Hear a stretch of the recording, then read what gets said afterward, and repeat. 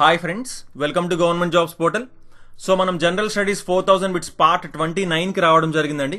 So క్లియర్గా చూసుకోండి, already మనం జీకే 500 బిట్స్, జోగ్రఫీ 750 బిట్స్ చూసాం. అలాగే హిస్టరీలో ఒక 150 బిట్స్ అయితే ఆల్రెడీ చూడడం జరిగింది. సో రిమైనింగ్ బిట్స్ ఇప్పుడు ఈ వీడియోస్లో మనం చూద్దాం. సో అలాగే తర్వాత polity, economy, chemistry, physics, biology కూడా మనం చూడడం జరుగుతుంది అనమాట. ఇవేవి కూడా మిస్ కాకుండా ఉండాలంటే మా ఛానల్కి సబ్స్క్రైబ్ చేసుకొని పక్కనున్న బెల్ ఐకాన్ తప్పకుండా క్లిక్ చేయండి. అలాగే ఈ వీడియోస్ అన్నిటినీ కూడా లైక్ చేయండి అండ్ మీ ఫ్రెండ్స్ అందరికీ కూడా షేర్ చేయండి. సో అలాగే చూసుకోండి, మా జీజేపీ తెలుగు అనే ఆండ్రాయిడ్ యాప్లో arithmetic, reasoning, modern history and AP history paid classes అవైలబుల్గా ఉన్నాయన్నమాట. ఇవి both English medium and Telugu medium స్టూడెంట్స్కి అర్థమయ్యే విధంగా ఉంటాయి అండ్ ప్రతి కాంపిటేటివ్ ఎగ్జామ్కి కూడా హెల్ప్ అయ్యే విధంగా ఈ క్లాసెస్ అని డిజైన్ చేయడం జరిగిందనమాట. ఓకే, సో తప్పకుండా ఇంట్రెస్ట్ ఉన్న వాళ్ళు ఈ రోజే ఎన్రోల్ చేసుకోవచ్చు. ఓకేనండి. సో ఓకే, ఇప్పుడు మనం బిట్స్లోకి వెళ్ళిపోతాం. 151 బిట్ చూద్దాం ఫ్రెండ్స్. ఇక్కడ ఏమడుగుతున్నాడంటే, కాళిదాస అనే కవి ఎవరి ఆస్థానంలో ఉండేవాడు అని అడుగుతున్నాడు. మనం ఆల్రెడీ చూసాం, చంద్రగుప్త 2 అని గుప్తాల్లో ఒక రాజు ఉంటాడు. ఈ చంద్రగుప్త 2కి టైటిల్ ఏంటి ఫ్రెండ్స్, చెప్పగలగాలి మీరు, ఎందుకంటే మనం ముందు సిరీస్లో ఇది చదివామన్నమాట. అందుకని ఫస్ట్ నుంచి చూడండి, మీకు డెఫినెట్గా ఒక ఫ్లో అనేది ఉంటుంది. చంద్రగుప్త 2 యొక్క టైటిల్ విక్రమాదిత్య అన్నమాట. విక్రమాదిత్య, ఇతనే మనము చంద్రగుప్త విక్రమాదిత్య అని కూడా కొన్ని బుక్స్లో చెప్పడం జరుగుతుంది. యాక్చువల్గా విక్రమాదిత్య అనేది టైటిల్, ఇతని యాక్చువల్ నేమ్ చంద్రగుప్త 2. ఇతని టైంలో కాళిదాస అనే కవి నివసించేవాడు. ఇక్కడ మీరు ఇక్కడ చూసుకుంటే brief list of Kings during Gupta period అనమాట. గుప్తుల కాలంలో రాజుల యొక్క వివరాలు ఇవి. చంద్రగుప్త 1, సముద్రగుప్తనే ఏమంటామని చదివాము ముందు, ఇండియన్ నెపోలియన్ అంటామని చదివాము.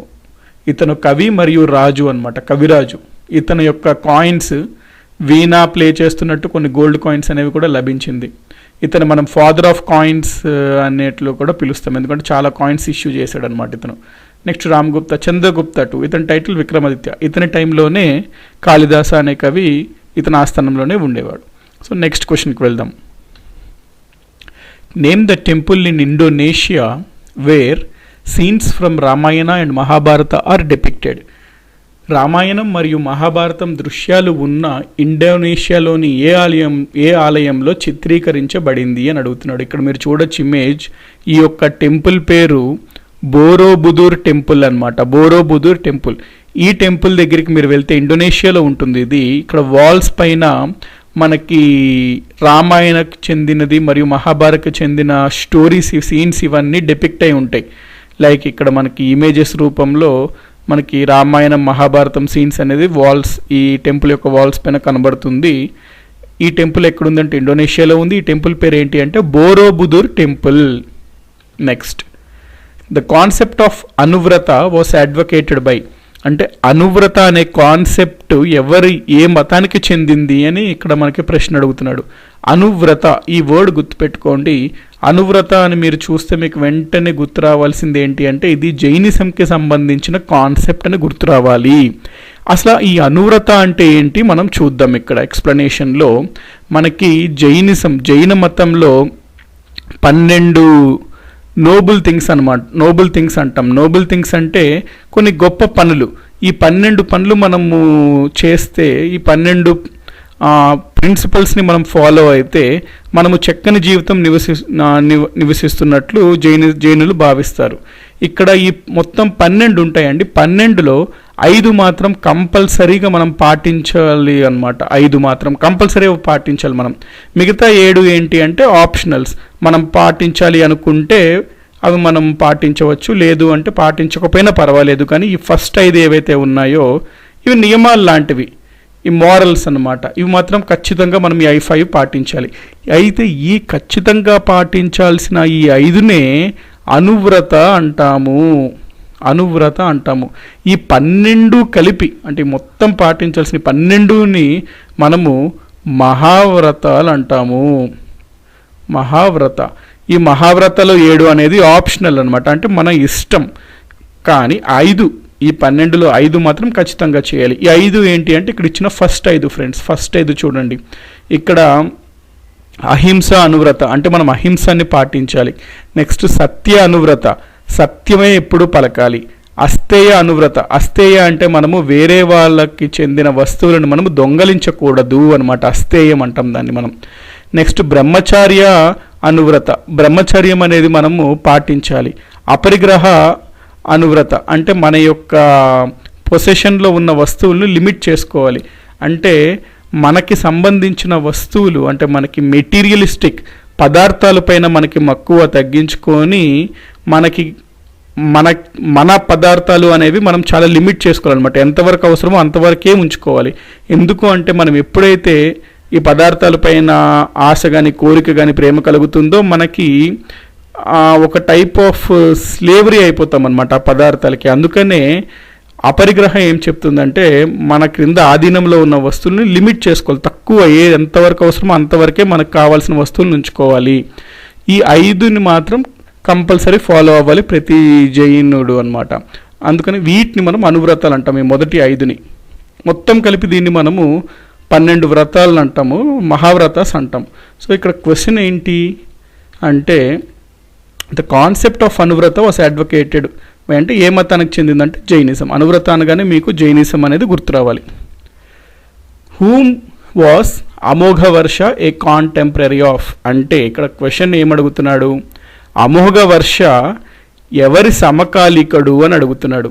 ఇట్లాంటి టైప్ ఆఫ్ క్వశ్చన్స్ జనరల్గా మనం హిస్టరీలో చూస్తాము. ఒక ఫేమస్ పర్సన్ యొక్క నేమ్ ఇచ్చి అతను ఎవరి సమకాలికుడు అని అడగడం జరుగుతుంది.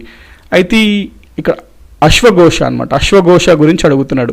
అశ్వఘోష ఎవరి సమకాలికుడు అని అడుగుతున్నాడు. ఇక్కడ మనకి కనిష్కుడు అనే రాజు ఉంటాడు కదండి, కుషాన్ వంశానికి చెందిన రాజు. ఈ కనిష్క రాజు యొక్క ఆస్థానంలో ఈ అశ్వఘోష అనే కవి ఉండేవాడు.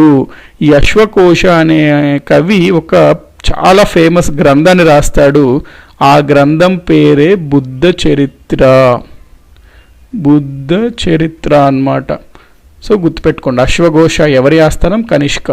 అశ్వఘోష రాసింది Buddha Charitra. Next question, name the later Gupta ruler who had performed the Ashvamedha yajna. అశ్వమేధ యజ్ఞం అంటే మనము అప్పటి రాజులు పాటించేవారండి. ఇది ఒక గుర్రాన్ని వదిలి ఆ గుర్రం ఎక్కడి వరకు వెళ్తే ఆ రాజ్యం అంతా వీళ్ళది. ఆ దారిలో ఎవరన్నా వీళ్ళని అపోజ్ చేస్తే రాజుకి వాళ్ళతో యుద్ధం జరిగిన వాళ్ళని ఓడించి ఆ రాజ్యాన్ని కల్పించుకునేవారు వాళ్ళ రాజ్యంలో. సో ఇదొక యజ్ఞం లాంటిది, అశ్వమేధ యజ్ఞం అన్నమాట. ఏదైనా గొప్ప రాజు తన యొక్క పరాక్రమం నిరూపించుకోవడానికి అశ్వమేధ యజ్ఞం చేసేవాడు. అయితే ఇక్కడ క్వశ్చన్ ఏమడుగుతున్నాడు, గుప్తుల రాజుల్లో ఏ రాజు అశ్వమేధ యజ్ఞం జరిపించి అతను మహారాజాదిరాజా అనే బిరుదుని పొందాడు అని క్వశ్చన్ అడుగుతున్నాడు. ఇది గుర్తుపెట్టుకోండి ఫ్రెండ్స్. అశ్వమేధ యాజ్ఞం చేసిన గుప్త పాలకుడు మరియు మహారాజాదిరాజు అనే ఒక బిరుదుని కలిగి ఉన్న పాలకుడు, గుప్త పాలకుడు పేరు ఏంటి అని అడుగుతున్నాడు. ఆదిత్యసేనుడు అనమాట. ఆదిత్యసేనుడు గుప్తాకు చెందిన ఒక రాజు. ఇతను అశ్వమేధ యాగం చేశాడు మరియు ఇతనికి మహారాజాదిరాజా అనే బిరుదుని ఉంది. Next, emperor Harsha's southward march was stopped on the Narmada river by. Harsha చక్రవర్తి దక్షిణ దిశగా మార్చును దండయాత్రను నర్మదా నదిపై ఎవరు ఆపారు అని అడుగుతున్నాడు. ఆల్రెడీ దీనికి సంబంధించి కంప్లీట్ కాన్సెప్ట్ మనము ముందు క్లాసుల్లో చెప్పడం జరిగింది. అందుకనే ఈ వీడియోస్ ఫస్ట్ నుంచి రావాలి ఫ్రెండ్స్. ఎవరైనా చూస్తున్నారు అంటే వాళ్ళు ఫస్ట్ డే 1 నుంచి కంటిన్యూస్గా ఇది ఒక ఆర్డర్లో రండి. మనము ఏన్షియంట్ హిస్టరీని గ్రాడ్యువల్గా ట్యూన్ చేస్తూ వస్తున్నాము. సో వీటి ఎక్స్ప్లెనేషన్, వీటికి సంబంధించిన బ్యాక్గ్రౌండ్ కాన్సెప్ట్స్ అవన్నీ మనకు ముందు క్లాసుల్లో కవర్ అవుతాయి. కంటిన్యూటీ ఉంటుందన్నమాట. అందుకనే మనం ముందు ఏం చదివాము, ఇక్కడ మనకి నార్త్ ఇండియా దాదాపుగా చూసుకుంటే పుష్యభూతి డైనాసిటీ ఉండేది, దాని యొక్క పాలకుడు పేరు హర్ష. కింద చూసుకుంటే వెస్టర్న్ చాళుక్యస్ ఉండేది, దాని యొక్క రాజు పేరు పులకేశిన్ II. అయితే హర్ష దక్షిణ భారతదేశం వైపు దండయాత్రకు వచ్చినప్పుడు నర్మదా నది దగ్గర ఇద్దరికీ యుద్ధం జరుగుతుంది. ఈ యుద్ధంలో హర్ష ఓడిపోవడం జరుగుతుంది, పులకేశిన్ II గెలవడం జరుగుతుంది. అయితే వీళ్ళు ఒక సంధి చేసుకుంటారు. ఆ సంధి బట్టి నర్మదా నదిని వాళ్ళిద్దరికీ సరిహద్దుగా, బౌండరీగా వాళ్ళు నిర్ణయించుకోవడం జరుగుతుంది. కాబట్టి హర్ష యొక్క దక్షిణ భారతదేశం యొక్క వైపు దండయాత్రని ఎవరు ఆపారంటే పులకేశిన్ II ఆపారు. By whom had the స్తూపా at Sanchi in Madhya Pradesh built. Friends, ఇక్కడ మనకు కనబడుతున్న స్తూపం పేరు సాంచీ స్తూప అనమాట.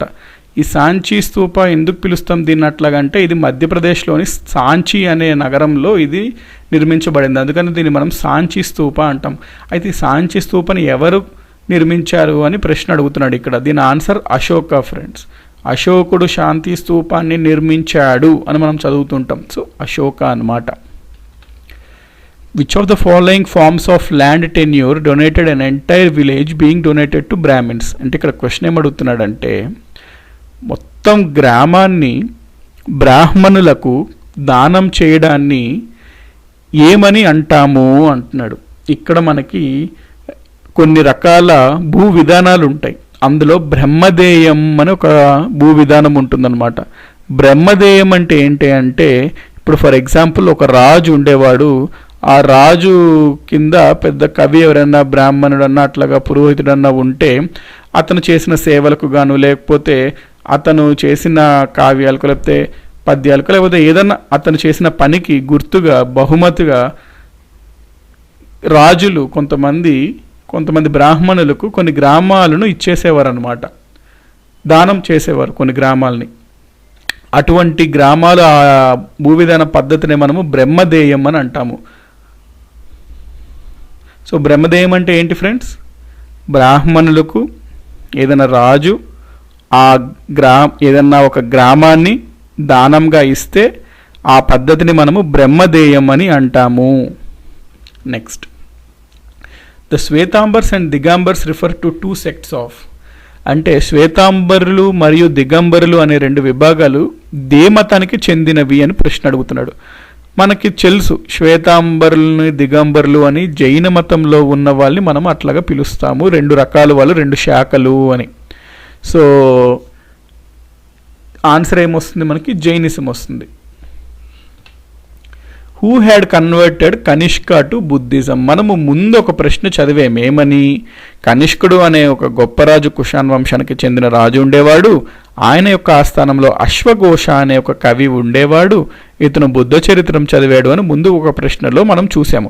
అయితే ఈ అశ్వఘోష అనే అతను బుద్ధ చరిత్ర రాశాడు. దాన్ని బట్టి మీకు ఏమర్థమవుతుంది?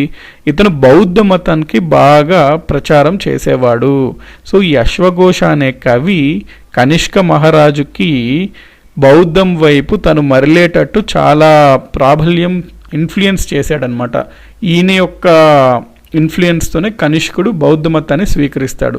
స్వీకరించిన తర్వాత కనిష్కుడు బౌద్ధ మతానికి చాలా సేవలు అందిస్తాడు, చాలా అభివృద్ధి చేస్తాడు బౌద్ధ మతానికి.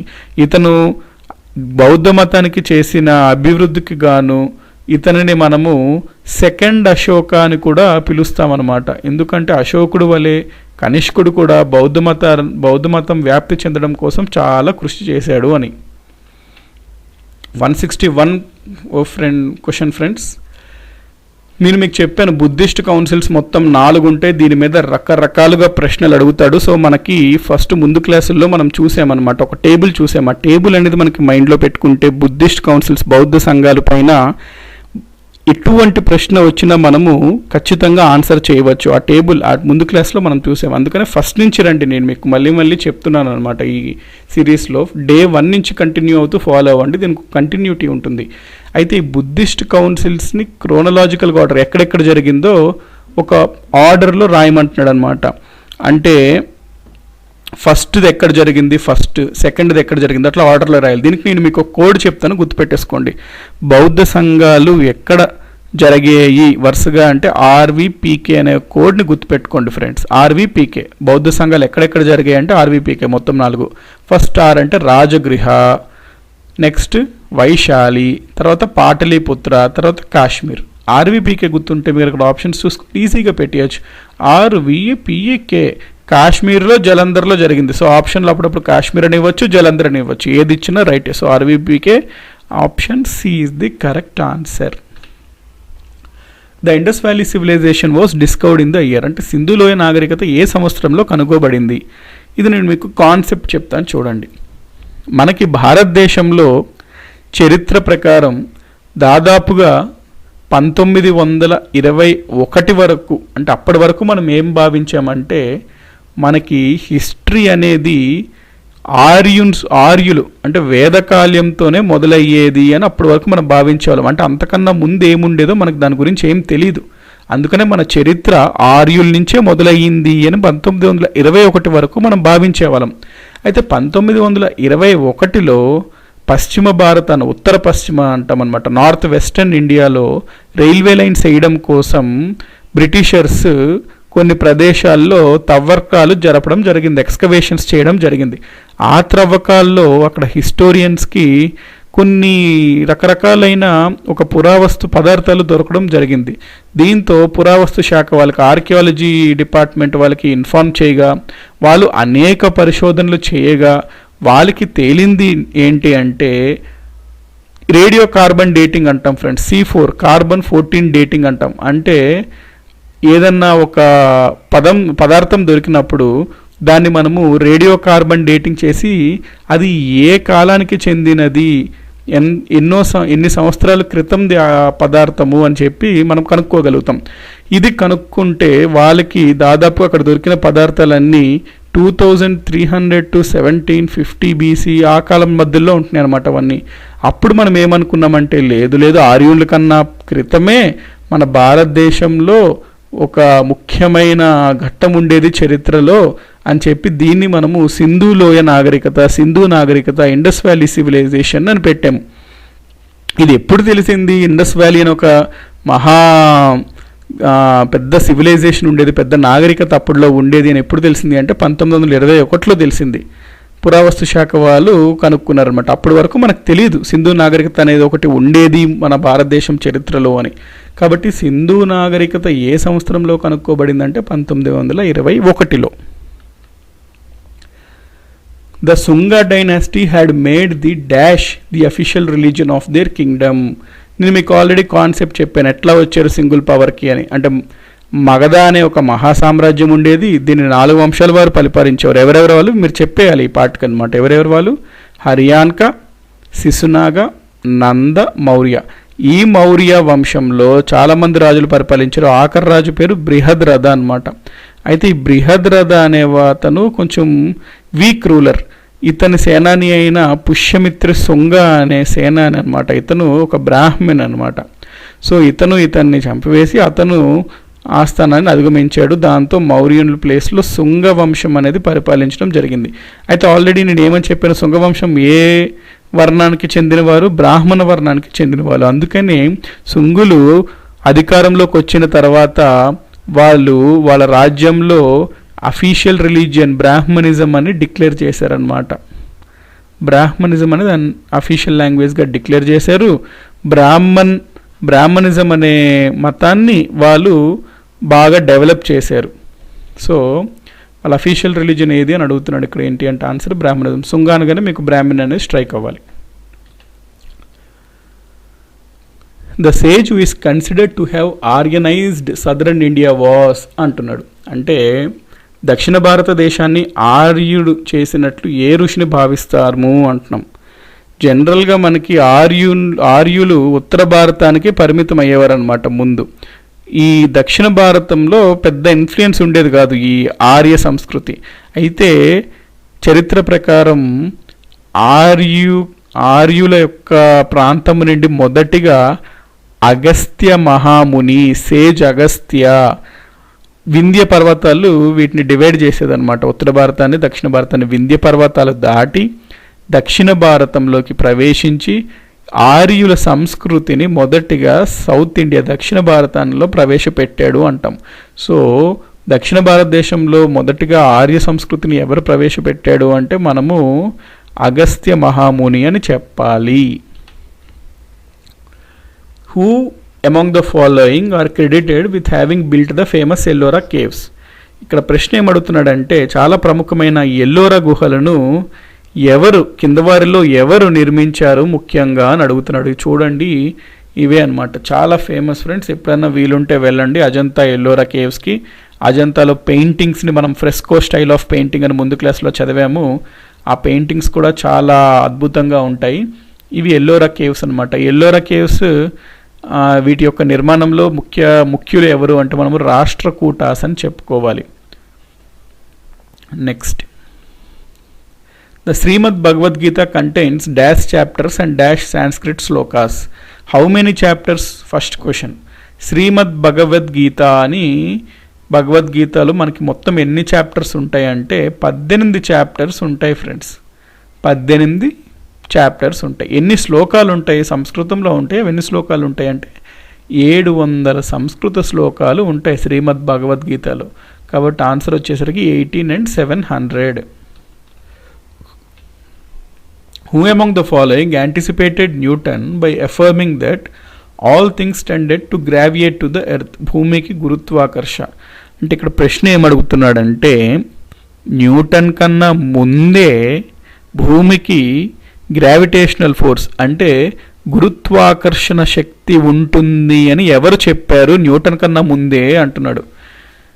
దీని ఆన్సర్ గుర్తుపెట్టుకోండి, బ్రహ్మగుప్త అనమాట. గుప్తుల కాలంలో ఒక ఆస్థాన కవి, అంటే ఆస్థాన ఒక సైంటిఫిక్ పర్సన్ అనమాట, బ్రహ్మగుప్త అని ఉండేవారు. ఈ బ్రహ్మగుప్త అనే ఒక అప్పట్లో శాస్త్రవేత్త భూమికి ఒక రకమైన ఆకర్షణ శక్తి, దాన్నే గురుత్వాకర్షణ శక్తి అని మనం ఇప్పుడు అంటుంటాము, అది ఉండేది అని అప్పటి రోజుల్లోనే న్యూటన్ కన్నా ముందే బ్రహ్మగుప్త చెప్పడం జరిగింది.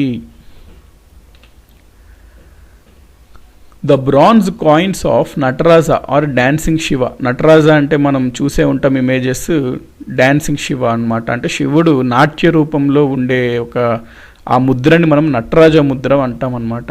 అయితే చోళులు నటరాజ యొక్క ముద్రని కాయిన్స్లో వాళ్ళ యొక్క నాణ్యాల పైన చిత్రీకరించారు. మనకి నటరాజ స్టాట్యూస్ కూడా చాలా దొరికాయి అనమాట, చోళ కాలానికి చెందినవి. అయితే ఇక్కడ క్వశ్చన్ చూడండి ఎంత డైనమిక్గా అడుగుతున్నాడు. మనకి సబ్జెక్ట్ పైన అందుకనే స్పష్టమైన అవగాహన అవసరం అనమాట. ఇక్కడ క్వశ్చన్ ఏమడుగుతున్నాడు ప్రశ్న, ఇది యాక్చువల్లీ సివిల్స్లో అడగడం జరిగిందండి ఈ ప్రశ్న. నటరాజ విగ్రహంలో ఉన్న శివుడు నాట్య రూపంలో ఉంటాడు, అయితే ఆ విగ్రహంలో ఆ శివుడికి ఎన్ని చేతులు ఉంటాయి అని అడుగుతున్నాడు క్వశ్చన్. ఇది గుర్తుపెట్టుకోండి, 6 హ్యాండ్స్ ఉంటాయి అనమాట. ఆర్మ్స్ అంటే హ్యాండ్స్, 6 చేతులు ఉంటాయి నటరాజ చోళుల కాలంలో ఉన్న నటరాజ విగ్రహానికి 6 హ్యాండ్స్ ఉంటాయి. Which of the following sets of books and authors have been incorrectly matched. మీకు ఆల్రెడీ చెప్పాను, ఏన్షియంట్ హిస్టరీలో ఖచ్చితంగా మనకి కవులు వాళ్ళు రాసిన గ్రంథాలపైన ప్రశ్నలు అనేది అడగడం జరుగుతుంది. ఇక్కడ క్వశ్చన్ ఎట్లా అడిగాడు, కవి మరియు గ్రంథం ఇచ్చాడు, 4 ఇచ్చాడు, 4లో 3 సరైనవి, 1 సరైనది కాదు. ఆ సరైనది కాదు ఏంటో గుర్తించండి అంటున్నాడు. ఇక్కడ ఒక్కొక్కటి చూద్దాం మనం. కదంబరి బాణభట్ట రాశాడు అంటున్నాడు. ఇది మనం ఆల్రెడీ ఒక బిట్లాగే చూసామన్నమాట ముందు. కదంబరి ఎవరు రాశారు? బాణుడు. బాణభట్ట ఎవరి ఆస్థాన కవి? హర్షవర్ధనుడు. బాణభట్ట యొక్క మరొక ప్రసిద్ధి గ్రంథం ఏది అంటే హర్షచరిత్ర. హర్షుడు ఆస్థానంలో ఉండేవాడు, హర్షచరిత్ర రాశాడు. నెక్స్ట్, అర్థశాస్త్ర కల్హాన అంటున్నాడు ఫ్రెండ్స్. ఇది ఆబ్వియస్లీ రాంగ్ అనమాట. అర్థశాస్త్ర ఎవరు రాశారు? కౌటిల్యుడు రాశాడు. కౌటిల్యుడికే మరో పేరేంటి? చాణక్యుడు. సో ఇది రాంగ్ అనమాట. నెక్స్ట్ ఆబ్వియస్లీ రైట్ అయి ఉంటాయి, ఇవి కూడా గుర్తుపెట్టుకోండి. ఉత్తరాంచరిత భావభూతి అనే ఒక కవి రాశాడు. ముద్ర రాక్షస, ఇది చాలా ఇంపార్టెంట్ ఫ్రెండ్స్. ముద్ర రాక్షస రిటర్న్ బై విశాఖ దత్త. ముద్ర రాక్షస విశాఖ దత్త, రైట్. ఉత్తరాం చరిత్ర భవభూతి, రైట్. కదంబరి బాణభట్ట, రైట్. అర్థశాస్త్ర రిటర్న్ బై కౌటిల్యుడు అనమాట. Of the following books and their respective fields, which of the combinations is incorrect? ఇక్కడ కూడా ఎట్లా అంటే ప్రశ్న అడగడం జరిగింది. ఒక గ్రంథం ఇచ్చాడు, ఆ గ్రంథము ఏ రకానికి చెందిన గ్రంథము అని ఒక ఆప్షన్స్ ఇచ్చాడు. 4లో 3 సరైనవి, 1 సరైనది కాదు. సరైనది కాదు ఏదో గుర్తించమంటున్నాడు అనమాట. సో చరక సంహిత అంటే ఆర్కిటెక్చర్, ఇది రాంగ్ ఫ్రెండ్స్. ఎందుకంటే మనకు తెలుసు చరక సంహిత ఎవరు రాశారు? చరకుడు రాశారు. చరక రోట్ చరక సంహిత. చరక ఎవరిని ఏంటి అంటే ఇతను ఫిజిషియన్ అనమాట, అంటే డాక్టర్, వైద్యుడు. ఎవరి ఆస్థానంలో వైద్యుడు? ఎవరి పర్సనల్ ఫిజిషియన్ చరక అంటే కనిష్క, కుషన్ వంశానికి చెందిన కనిష్క యొక్క పర్సనల్ డాక్టర్ పేరు చరక. అతను రాసిన గ్రంథం పేరు చరక సంహిత. ఇది దేనికి సంబంధించిందంటే మెడిసిన్కి సంబంధించింది, వైద్యానికి సంబంధించింది. ఇదే మన ఆన్సర్. నెక్స్ట్ వన్ రైట్ అనమాట. మాల్వికాగ్నిమిత్రం ఇది ఒక డ్రామా, అంటే ఇది ఒక నాటకం. దీన్ని ఎవరు రచించారు? చెప్పేసేయాలి ఫ్రెండ్స్ మీరు ఈ పాటకల్లా. కాళిదాస రాశాడనమాట మాల్వికాగ్ని మిత్రం, నాటకానికి చెందిన గ్రంథం ఇది, కాబట్టి ఇది రైట్. నెక్స్ట్ సూర్య సిద్ధాంతం. సూర్య సిద్ధాంతం అనేది ఖగోళ శాస్త్రం, ఆస్ట్రానమీకి చెందింది, ఇది రైట్. మితాక్షర అనేది అంటే లాకి చెందింది అనమాట, చట్టం లా న్యాయానికి చెందినది ఇది, కాబట్టి ఇది right. Next 171 question friends. Who among the following is referred to as the సాధు ఫ్రమ్ ద వెస్ట్. అంటే కింద 4 పేర్లు ఇచ్చాడు. ఈ 4లో ఎవరిని మనము పశ్చిమ నుండి వచ్చిన సాధువు అని పిలుస్తామన్నమాట. అంటే మనకి సెయింట్ థామస్ అనే ఒక జెసూట్ అంటాం అనమాట. అంటే ఒక క్యాథలిక్, ఒక క్రిస్టియన్ మిషనరీ లాంటి ఇతను సెయింట్ థామస్ అనే అతను ఇండియాకి రావడం జరుగుతుంది. ఇక్కడ చాలా కాలం ఉండడం కూడా జరుగుతుంది. ఇతన్ని మనము పశ్చిమ నుండి వచ్చిన సాధు ఫ్రమ్ ద వెస్ట్ అని అంటుంటాం. Who among the following had popularised the theory of the Arctic region as the original home of the ఆరియన్స్. కింద వాటిలో ఆర్కిటిక్ ప్రాంతం యొక్క సిద్ధాంతాన్ని ఆర్యులు అసలు నివాసంగా ఎవరు చెప్పారు అని ప్రశ్న ఉంది. దీని కాన్సెప్ట్ మీకు చెప్తాను చూడండి ఫ్రెండ్స్. ఇక్కడ మనకి ఇది భారతదేశం యొక్క ఉత్తర భాగం, హిమాలయాస్ అట్లా అనుకుంటే జనరల్గా మనకి ఏమని మనం భావిస్తాము అంటే ఇది మధ్య ఆసియా అనమాట, సెంట్రల్ ఏషియా అంటాం. ఈ సెంట్రల్ ఏషియా ఇది మధ్య ఆసియా. ఈ సెంట్రల్ ఏషియా నుంచి వలసగా వచ్చి ఇట్లాగా సప్త సింధు ప్రాంతం దగ్గర మొదటగా ఆర్యులు సెటిల్ అయ్యారు అని చెప్పి జనరల్గా మోస్ట్ వైడ్లీ యాక్సెప్టెడ్ థియరీ.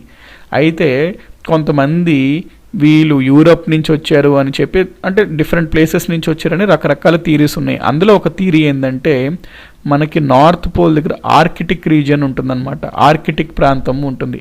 ఈ ఆర్కిటిక్ ప్రాంతం నుంచి ఆర్యులు అక్కడి నుంచి వచ్చి మన భారతదేశానికి ఎంటర్ అయ్యారు అని చెప్పి ఒక థియరీ ఉంది. ఈ థియరీ ఎవరు చెప్పారు, ఎవరు ఇచ్చారు అని మనకి ప్రశ్న అడగడం జరుగుతుంది. గుర్తుపెట్టుకోండి ఫ్రెండ్స్, ఆర్యులు ఆర్కిటిక్ ప్రాంతం నుంచి వచ్చి మన దగ్గర భారతదేశానికి వచ్చారు అని బాలగంగాధర్ తిలక్ చెప్పాడు friends. So Arctic theory of Aryans was postulated by Balgangadhar Tilak.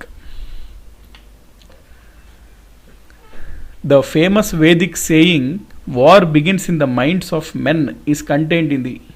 చూడండి ఫ్రెండ్స్, ఇది ఎంత బాగుందో ఈ యొక్క ఫ్రేజ్, డైలాగ్ అనేది. ఇక్కడ ఏమంటున్నారంటే యుద్ధం అనేది మొదటిగా మనిషి యొక్క మెదడులో ఆర్ మనిషి యొక్క మనసులో మొదలవుతుంది అని ఒక వేదంలో చెప్పబడింది. రైటే కదా. యుద్ధం ఎప్పుడు ఫస్ట్ డైరెక్ట్గా అయిపోదు. యుద్ధం జరిగింది అంటే అది యుద్ధానికి మూలం మొదటగా ఎక్కడ ఏర్పడింది యుద్ధం అనేది? ఫస్ట్ మనిషి యొక్క మెదడులో పుట్టుతుంది అనమాట యుద్ధం అనేది. తర్వాత ఫిజికల్ రూపంలో యుద్ధం జరుగుతుంది, కానీ అసలు ఈ war first begins in the minds of men. ఇంత గొప్ప సేయింగ్ ఏ వేదంలో చెప్పబడింది, లేకపోతే ఎక్కడ ఇది ఉంది అని ప్రశ్న అడుగుతున్నాడు. గుర్తుపెట్టుకోండి ఫ్రెండ్స్, ఇది మనకి అథర్వణ వేదాలో ఈ యొక్క సేయింగ్ ఉంటుందన్నమాట. మనసులో మొదటగా యుద్ధం మొదలవుతుంది అని. The most commonly used coin during the Mauryan period was, ఇది గుర్తుపెట్టుకోండి, కర్షపణ అంటాం అనమాట. కర్షపణ అంటే సిల్వర్ కాయిన్స్. సో కర్షపణలు అంటే సిల్వర్ కాయిన్స్, వెండి నాణ్యాలు. సో మౌర్యుల కాలంలో ఎక్కువగా వాడిన నాణ్యాలు ఏమిటి అని ప్రశ్న అడిగాడు. దానికి మనం సమాధానం కర్షపణలు అని చెప్తాము. కర్షపణలు అంటే వెండి నాణ్యాలు అనమాట. వెండి నాణ్యాలను వీరు ఎక్కువగా వాడేవారు. గుప్తులకు వచ్చేసరికి వాళ్ళ బంగారు నాణ్యాలు, గోల్డ్ కాయిన్స్ ఎక్కువగా వాడేవారు. సో మౌర్యుల కాలంలో ఎక్కువ ఏంటి అంటే కర్షపణలు. Right answer. 175th question. Which of the following pairs of various eras and the respective years they commenced from is wrong. అంటే ఇక్కడ డిఫరెంట్ 4 ఇచ్చాడు ఫ్రెండ్స్. 4లో 3 రైట్, 1 రాంగ్ అంటున్నాడు. ఏంటి అనేది మనం చూద్దాం అనమాట. సాకాయర 78 AD, ఇది ట్రూ, రైట్ అనమాట. సాకాయర 78 AD అంటాం మనము. ఎందుకు అంటే దీనికి స్టోరీ ఏంటి అంటే కనిష్క సాకాస్ని డిఫీట్ చేసి ఓడగొట్టి శాకాన్ని అంతం చేస్తాడు 78వ సంవత్సరం ADలో. కాబట్టి దాన్ని మనము శక యుగం, శక ఎరా 78 AD అంటాం. ఇది రైట్. నెక్స్ట్ గుప్త ఎరా 320 AD. అంటే ఇది మనకి 320 AD సంవత్సరంలో గుప్త రాజ్యం పాలన మొదలవుతుంది. అందుకని దాన్ని మనం గుప్త ఎరా అని అంటాము. సో ఇది రైట్. విక్రమ్ ఎరా, ఇది గుర్తుపెట్టుకోండి ఫ్రెండ్స్. విక్రమ్ ఎరా అనేది 58 BC, not 58 AD. So Vikram ఎరా అనేది రాంగ్. ఏది రాంగ్ అని అడుగుతున్నాడు కాబట్టి ఇది మన ఆన్సర్ అనమాట. విక్రమ్ ఎరా 58 BC అని గుర్తుపెట్టుకోండి. నెక్స్ట్ కాళీ ఎరా, ఇది రైట్ ఫ్రెండ్స్. ఇది గుర్తుపెట్టుకోండి, ఎప్పుడైనా ఏదైనా ఎగ్జామ్లో ఇవ్వచ్చు. కాళీయుగం ఏ సంవత్సరంలో చెందింది అంటే 3102 BC అనమాట. 3102 BCని మనము కాళీయుగం, కాళీ ఎరా అని చెప్పడం జరుగుతుంది. 176 question. The temples known as the 7 pagodas had been built by the అని అడుగుతున్నాడు. ఇక్కడ మీరు టెంపుల్ చూస్తున్నారు కదా ఫ్రెండ్స్, ఈ టెంపుల్ని మనము 7 pagodas టెంపుల్ అని అంటాము. ఈ 7 pagodas టెంపుల్ని ఎవరు నిర్మించారు అని ప్రశ్న అడుగుతున్నాడు. ఈ 7 pagodas టెంపుల్ అనేది మనకి ఏ నగరంలో ఉన్నాయంటే ఫ్రెండ్స్, మహాబలిపురం అని మీరు విని ఉంటారు కదా. మహాబలిపురం అనే నగరంలో ఈ యొక్క ఆలయాలు ఉంటాయి. ఈ ఆలయాల్ని Narasimhavarma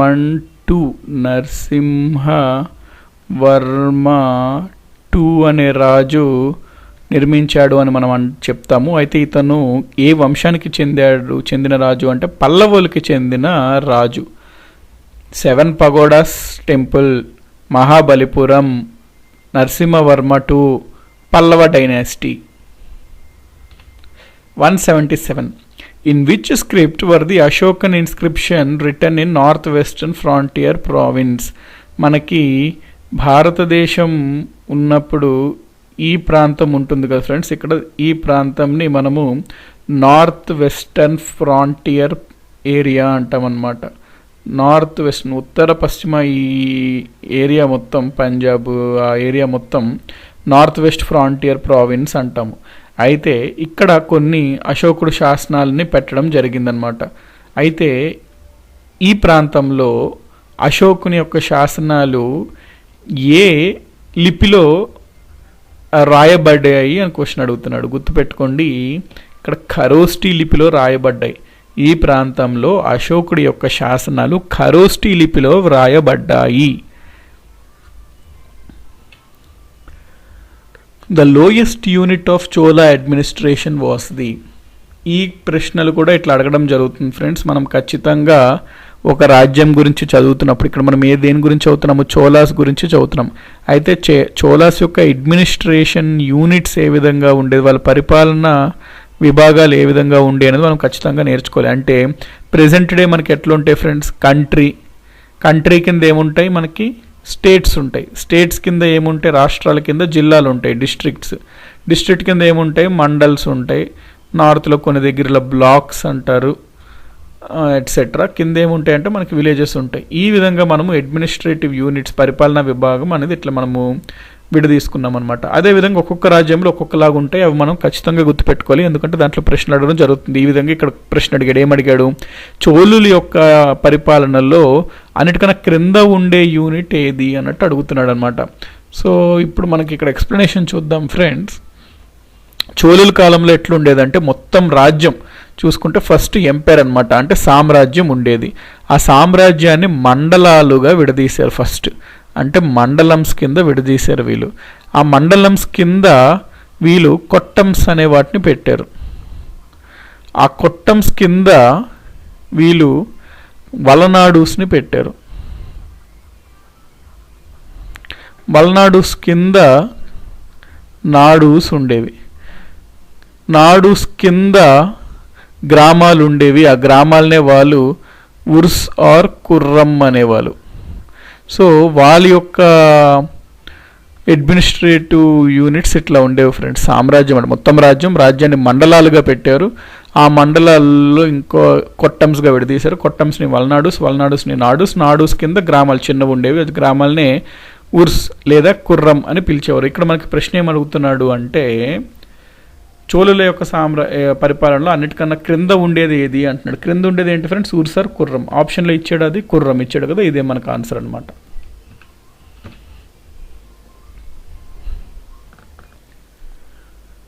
The famous Vedic river which had long ago become extinct and now supposed to be flowing underground in Rajasthan is. అంటే చాలా కాలం క్రిందటే అంతరించిపోయిన ప్రసిద్ధి వేదకాలంలోని నది ఇప్పుడు ప్రస్తుతం ఇది రాజస్థాన్లోని అండర్ గ్రౌండ్ భూగర్భంలో ఇది ప్రవహిస్తుంది అని మనం భావిస్తున్నాము. ఆ నది పేరు ఏంటి అని అంటున్నాడు. ఇది మనకు తెలుసు, వేదకాలం టైంలో చాలా ప్రముఖమైన నది ఏంటి అంటే సప్తసింధుల్లో ఒక నదిగా ఇది మనం పేర్కొంటాము, సరస్వతి నది అనమాట. ఈ సరస్వతి నది అప్పుడు చాలా ప్రముఖమైన నది. ఇది వేదకాలంలో దీని గురించి ప్రస్తావన చాలా ఉంది. సప్తసింధుల్లో ఈ నదిలో ఇది ఒక నదిగా మనం పేర్కొంటాము. అయితే ఈ నది కొంతకాలం తర్వాత అంతరించుకుపోయింది. ఇప్పుడు కేవలం భూగర్భంలో కొంతవరకు ప్రవహిస్తుంది అని మనం భావిస్తున్నాం అనమాట. సో దీని ఆన్సర్ సరస్వతి నది. 180 question. The last Nanda ruler of Magadha who was overthrown by Chandragupta Maurya with the help of Chanakya was. దీనికి రిలేటెడ్ కాన్సెప్ట్ మనం ముందు చూసాము. ప్రశ్న ఏమడుగుతున్నాడు తెలుగులో అంటే చంద్రగుప్త మౌర్య చేత పడగొట్టబడిన మగధ చివరి నందపాలకుడు ఎవరు అని ప్రశ్న అడుగుతున్నాడు. మనకి తెలుసు మగధ సామ్రాజ్యం ఉండేది. దాన్ని 4 వంశాలు పరిపాలించే. మొదటి వంశం హరియాన్కా, తర్వాత శిశునాగ, తర్వాత నంద, తర్వాత మౌర్య. అయితే నంద వంశంలోని ఆఖరి రాజు ఎవరు అని అడుగుతున్నాడు అనమాట. ఆఖరి రాజు పేరు యాక్చువల్లీ ఏంటి అంటే ధనానంద అనే ఆఖరి రాజు ఉంటారు. ఈ రాజుని చంద్రగుప్త మౌర్యుడు పడగొట్టి మౌర్య వంశాన్ని స్థాపిస్తాడనమాట. చంద్రగుప్త మౌర్యుడు ఈ ధనానందాన్ని పడగొట్టి మౌర్య సామ్రాజ్యాన్ని స్థాపిస్తాడు. ప్రశ్న ఏమడిగారు? చంద్రగుప్త మౌర్య చేత పడగొట్టబడిన మగధ చివరి నందపాలికుడు ఎవరు అని అడుగుతున్నాడు. కాబట్టి ధనానంద అనేది answer friends. River Chenab was known in ancient times as. ఇటువంటి ప్రశ్న కూడా అడగడం జరుగుతుంది మనకి. ఏన్షియంట్ ఇండియాలో కొన్ని నదులు ఉంటాయి కదా, నదులకి ముందు పూర్వం ఒక వేరే పేర్లు ఉండేవి. అయితే ఇప్పుడు ఉన్న నదుల యొక్క పూర్వం పేర్లు ఏమిటి అనే ప్రశ్నలు ఏన్షియంట్ హిస్టరీలో మనం తరచుగా చూస్తుంటాము. మనం ఆల్రెడీ జీలంకి పూర్వం ఏమని పిలిచేవారు అనేది చూసాం. ఏమని పిలిచేవారు ఫ్రెండ్స్? జీలంకి హైడాస్పస్ అని పిలిచేవారు. జీలంకి హైడాస్పస్ అని పిలిచేవారు. ఇదే విధంగా ఇక్కడ ప్రశ్న ఏమడుగుతున్నాడంటే చీనాబ్ నది ఉంది కదా ప్రెజెంట్, ఈ చీనాబ్ నది సింధు నది యొక్క ఉపనది. అయితే ఈ చీనాబ్ నదిని పూర్వం ఏమని పిలిచేవారు అని అడుగుతున్నాడు. ఇక్కడ గుర్తుపెట్టుకోండి ఫ్రెండ్స్, అసిక్రు అని పిలిచేవారు అనమాట చీనాబ్. సో చీనాబ్ నదికి పూర్వం పేరు ఏమిటి అంటే అసిక్రు. Which of the following was not the work of Kalidasa. మీకు ముందు ఒక ప్రశ్నలోనే ఎక్స్ప్లెనేషన్ చెప్తున్నప్పుడు కాళిదాస యొక్క వర్క్స్ అన్నీ ఒకే దగ్గర నేను ఇచ్చాను ఫ్రెండ్స్, చాలా లిస్ట్. సో ఇందులో కాళిదాస్కి చెందని వర్క్ ఏది అని అడుగుతున్నాడు. ఇక్కడ రఘువంశం మనకు తెలుసు, yes absolutely this was written by Kalidasa. శకుంతీయం కూడా కాళిదాసే రచించాడు. కుమార సంభవం, ఎస్ కాళిదాస్ రచించిన దాంట్లో ఇది చాలా ఫేమస్ అనమాట, కుమార సంభవం. కదంబరి ఫ్రెండ్స్ కాళిదాసుడు రాయలేదు. మరి ఎవరు రాశారు కదంబరి అనే గ్రంథాన్ని అంటే బాణభట్ట అని మనం చదివాం కదా. బాణుడు లేకపోతే బాణ లేకపోతే బాణభట్ట ఎట్లా ఇచ్చినా ఒకటే అనమాట. ఇతను ఎవరి ఆస్థానంలో కవి? హర్ష ఆస్థానంలో కవి. బాణభట్ట రాసిన ఇంకొక ప్రముఖ చాలా ఫేమస్ గ్రంథం ఏంటి అంటే హర్ష చరిత్ర. సో ఇవన్నీ గుర్తుపెట్టుకోండి ఫ్రెండ్స్. ఆయుర్వేదానికి మూలం ఏ వేదంలో మనకి లభిస్తుంది అన్నాడు. Ayurveda has its origin in which వేద. మనకి అధర్వణ వేదంలో ఆయుర్వేదకు సంబంధించిన చాలా మూలాలు లభిస్తుంటాయి. కాబట్టి ఆయుర్వేదకి మూలం ఏ వేదంలో ఉంది అనే ప్రశ్న అడిగినప్పుడు మనము అధర్వణ వేద అని పెట్టాలి. అధర్వ వేద. The first one among the following to deal with music was. మనకి 4 వేదాల్లో ఒక వేద సంగీతం గురించి బాగా దాంట్లో ప్రస్తావన ఉంటుంది. సో సంగీతం గురించి మొదటిగా ఏ వేదంలో చెప్పబడింది, దాని గురించి చాలా ఇన్ఫర్మేషన్ సంగీతం గురించి ఏ వేదంలో ఉంది అంటే ఒకటే ఫ్రెండ్స్, సంగీతము ఏ వేద అనే ప్రశ్న వస్తే మీరు డైరెక్ట్గా సంగీతం ఎస్ ఫర్ ఎస్ సామవేద అని ఆన్సర్ పెట్టేయాలి. సామవేదంలో సంగీతానికి సంబంధించి చాలా ఇన్ఫర్మేషన్ ఉందన్నమాట. ఆ వేదంలో చాలా ప్రస్తావన ఉంది సంగీతంకి సంబంధించి. 185 question friends. The Buddhist monk who spread Buddhism in Tibet was అని అడుగుతున్నాడు. అంటే టిబెట్లో బౌద్ధ మతాన్ని ఏ బౌద్ధ యొక్క సన్యాసి బాగా టిబెట్లో ప్రచారం చేశాడు, బౌద్ధాన్ని టిబెట్లో వ్యాప్తి చేశాడు అంటే దీని ఆన్సర్ పద్మసంభవ అన్నమాట. పద్మసంభవ అనే ఒక బౌద్ధ సన్యాసి టిబెట్లోని బాగా బౌద్ధ మతాన్ని ప్రచారం చేశాడు. ఇక్కడ మనం ఎక్స్ప్లెనేషన్ చూసుకుంటే టిబెటన్ బుద్ధిజం, టిబెట్లో ఫాలో అయ్యే బుద్ధిజాన్ని మనము టిబెటన్ బుద్ధిజం అంటాము. ఇది 8th సెంచరీలో అనగా 800 AD ఆ టైంలో ఈ పద్మసంభవ అనే వ్యక్తి టిబెట్కి వెళ్ళి బౌద్ధాన్ని బాగా ప్రచారం చేస్తాడు. యాక్చువల్లీ బౌద్ధ మతానికి చెందిన చాలా గ్రంథాలను ఈ పద్మసంభవ అనే ఒక బౌద్ధ సన్యాసి టిబెటన్ భాషలో ప్రచురిస్తాడనమాట. తను ట్రాన్స్లేట్ చేస్తాడు. మరియు ఇతను వెళ్ళే టైంకి అక్కడ టిబెట్లో బోన్ రిలీజియన్ అని అక్కడ లోకల్గా టిబెట్లో ఎప్పటి నుంచో బోన్ రిలీజియన్, బోన్ మతం అనే ఒక మతం అప్పట్లో ఉండేది టిబెట్లో. అయితే ఈ పద్మసంభవ అనే వ్యక్తి వెళ్ళి బౌద్ధం బాగా ప్రచారం చేసి అక్కడ అప్పటికే ఉన్న బోన్ మతానికి బౌద్ధ మతాన్ని కూడా కలిపి ఇతను ఒక కొత్త రకమైన టిబెటన్ బుద్ధిజం అనే ఒక మతాన్ని బాగా అభివృద్ధి చేశాడనమాట. సో టిబెట్లో ఎక్కువగా ఫాలో అయ్యే మతం ఈ టిబెటన్ బుద్ధిజం. అయితే ఈ టిబెటన్ బుద్ధిజం బాగా బలపడడానికి, వ్యాప్తి చెందడానికి కారణం ఎవరు అంటే 8th సెంచరీలో 8వ శతాబ్దంలో పద్మసంభవ అనే బౌద్ధ సన్యాసి టిబెట్కి వెళ్ళడం వల్ల. సో ఇక్కడ ప్రశ్న మనకి ఏమడుగుతున్నాడు, టిబెట్లో బౌద్ధ మతాన్ని బాగా ప్రచారం చేసిన బౌద్ధ సన్యాసి ఎవరు అంటే Padmasambhava. Epigraphy means study of inscription friends. Study of inscriptions. Inscriptions అంటే ఏంటి తెలుగులో? శాసనాలు అన్నమాట. శాసనాల యొక్క అధ్యయనాన్ని మనము ఎపిగ్రఫీ అంటాము. ఎపిగ్రఫీ గుర్తుపెట్టుకోండి ఫ్రెండ్స్. ఎపిగ్రఫీ అంటే శాసనాల యొక్క అధ్యయనం. The study of inscriptions is known as epigraphy. The Gupta era was started by whom. Already మనము ప్రీవియస్ క్లాస్లో ఒక ప్రశ్న చదువుతున్నప్పుడు ఏమని చదివాము? గుప్త శకం, గుప్త ఎరా ఏ సంవత్సరం మొదలైంది అని చదివాము. మీరు రెగ్యులర్గా ఫస్ట్ డే 1 నుంచి క్లాసెస్ స్టార్ట్ అంటే చూస్తుంటే ఈ ప్రశ్నని మీరు ఈజీగా రిలేట్ చేసుకోవచ్చు, కనెక్ట్ చేసుకోవచ్చు అనమాట. ఎందుకంటే మనము దీనికి సంబంధించి డైరెక్ట్గా ఇండైరెక్ట్గా చాలా క్వశ్చన్స్ దగ్గర దీనికి సంబంధించిన కాన్సెప్ట్ చదివాం. డైరెక్ట్ కూడా చదివాం మనం గుప్త ఎరా గురించి ఒక ప్రశ్నలో. మనం ఏమని చదివాము ఆ ప్రశ్నలో? గుప్త ఎరా అనేది 320 క్రీస్తు శకం ఏడీలో మొదలైంది అని చదివాము. ఎందుకంటే గుప్త రాజులు ఈ సంవత్సరంలో వాళ్ళ యొక్క రాజ్యంని ఏర్పాటు చేశారు అని చెప్పి. అయితే గుప్త ఎరా అంటే 320 క్రీస్తు శకం. ఇది ఎవరు మొదలు పెట్టారు అని ఇక్కడ ప్రశ్న అడుగుతున్నాడు ఫ్రెండ్స్. సో ఇది గుర్తుపెట్టుకోండి. గుప్తుల యొక్క ఫౌండర్ ఎవరు? మనకి గుప్తుల యొక్క ఫౌండర్ రాజ్యాన్ని నిర్మించిన అతను ఎవరు అంటే మనము మొదటి రాజు ఎవరు అంటే శ్రీగుప్త అని మనం చెప్పాలి ఫ్రెండ్స్. శ్రీగుప్త అని మనం చెప్పాలి. అదే గుప్త శకాన్ని మొదలుపెట్టింది ఎవరు అంటే మనము చంద్రగుప్త 1 అని చెప్పాలన్నమాట. అంటే గుప్త యొక్క వంశంని స్టార్ట్ చేసినప్పటికీ, మొదలు పెట్టినప్పటికీ చంద్రగుప్త 1 అనే రాజు దాన్ని బలపరిచి స్థిరపరిచి ఒక బలమైన సామ్రాజ్యంగా ఏర్పాటు చేసిన మొదటి రాజు అనమాట. ఈ 320 సంవత్సరంలో ఈ చంద్రగుప్త 1 బలమైన గుప్త సామ్రాజ్యాన్ని ఏర్పాటు చేశాడు. కాబట్టి మనము ఆ కాలం నుంచి దాన్ని గుప్త ఎరా, గుప్త శకము అని చెప్పడం జరుగుతుంది. సో గుప్త శకంని ఎవరు మొదలుపెట్టారు అంటే చంద్రగుప్త 1 అని చెప్పాలి. వేరేస్ మనకి గుప్త వంశం యొక్క స్థాపకుడు ఎవరు, ఫౌండర్ ఎవరు అంటే శ్రీగుప్త అని మనం చెప్పాలి. The Virupaksha temple was built by. ఇక్కడ మీరు చూస్తున్నారు కదా ఫ్రెండ్స్, ఈ టెంపుల్ని మనము విరూపాక్ష టెంపుల్ అని అంటాము. ఈ విరూపాక్ష టెంపుల్ని ఎవరు నిర్మించారు అని ప్రశ్న అడుగుతున్నాడు.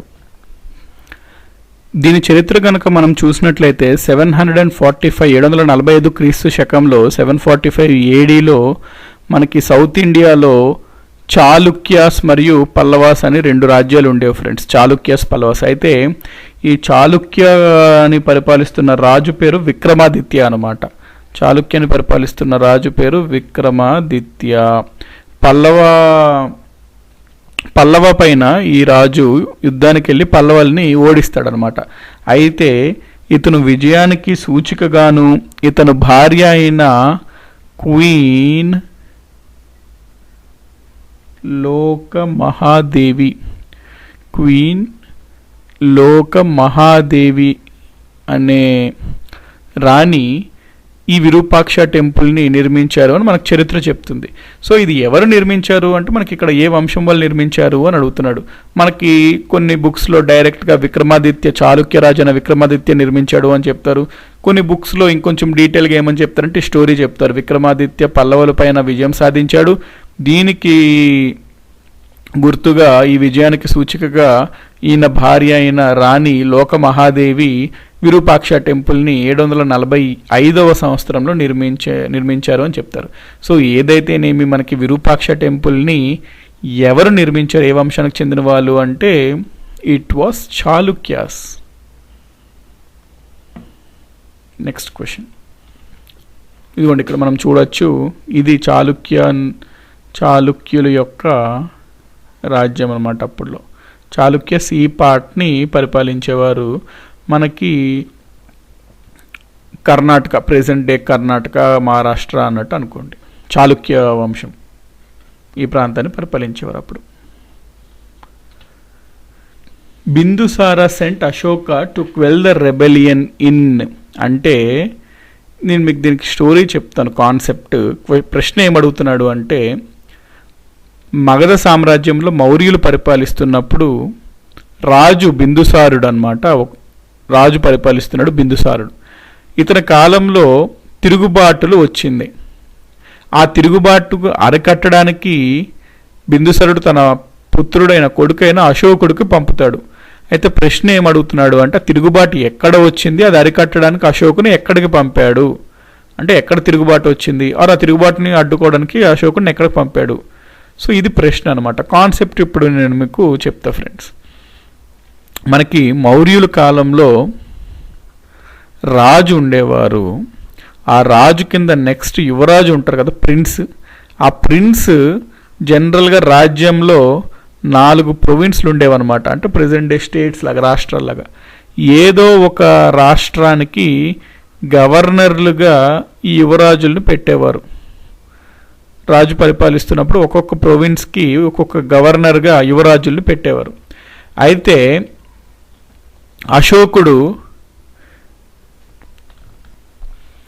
అశోకుణ్ణి ఉజ్జయిని గవర్నర్గా బిందుసారుడు పెట్టాడు మొదటగా. అయితే ఇక్కడ టక్సిలా దగ్గర పెద్ద తిరుగుబాటు వస్తుంది. దీన్ని అరికట్టడం కోసం బిందుసారుడు తన కొడుకైన అశోకుడిని ఉజ్జయిని నుంచి టక్సిలాకు పంపుతాడు. అశోకుడు దీనిని చాలా సమర్థవంతంగా ఈ తిరుగుబాటుని అరికడతాడనమాట. అందుకని ఇక్కడ ప్రశ్నకు ఆన్సర్ ఏమవుతుంది, ఎక్కడ జరిగింది తిరుగుబాటు? టక్సిలా జరిగింది. బిందుసారుడు తిరుగుబాటుని అరికట్టడానికి అశోకుడిని ఎక్కడికి పంపిస్తాడు అంటే టక్సిలాకు పంపిస్తాడు. సో ఆన్సర్ టక్సిలా అనమాట. Next, who according to the Buddhists is believed to be the next incarnation of Gautam Buddha.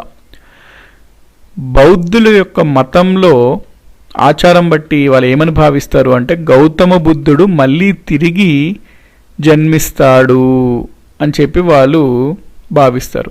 అయితే మళ్ళీ పుట్టిన అతను పేరు ఏమిటి అని ప్రశ్న అడుగుతున్నాడు.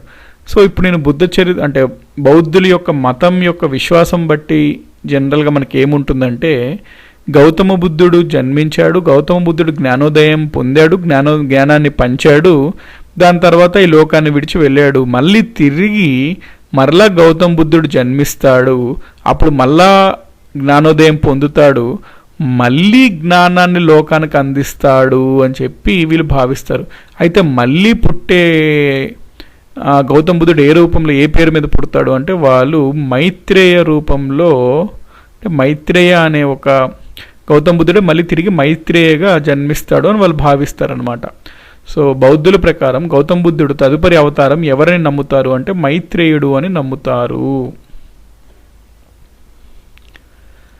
త్రిపీటక is the religious book of, గుర్తుపెట్టుకోండి ఫ్రెండ్స్, మనకి బౌద్ధంలో పీఠకాలు అంటే బుక్స్ లాంటివి అనమాట. మనకి 3 ఉంటాయి అన్నమాట త్రిపీటకస్. అది మనకి ఇదిగోండి ఇక్కడ మీరు ఇమేజ్ చూడొచ్చు, సుత్త పీఠిక, వినయ పీఠిక, అభిధమ్మ పీఠిక అని మనకి 3 గ్రంథాలు ఉంటాయి.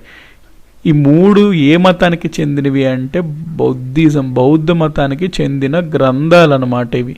అంటే బౌద్ధ మతానికి అంటే ఇప్పుడు ఫర్ ఎగ్జాంపుల్ హిందూ మతానికి చూసుకుంటే వేదాలు, ఉపనిషత్తులు ఇవన్నీ ఉన్నట్టు బౌద్ధ మతంలో మతాన్ని యొక్క గ్రంథాలు ఏవి, మత గ్రంథాలని పీఠికాలు అంటాము. 3 ఉంటాయి మొత్తం. అవి వినయ పీఠిక, సుత్త పీఠిక, అభిధర్మ పీఠిక.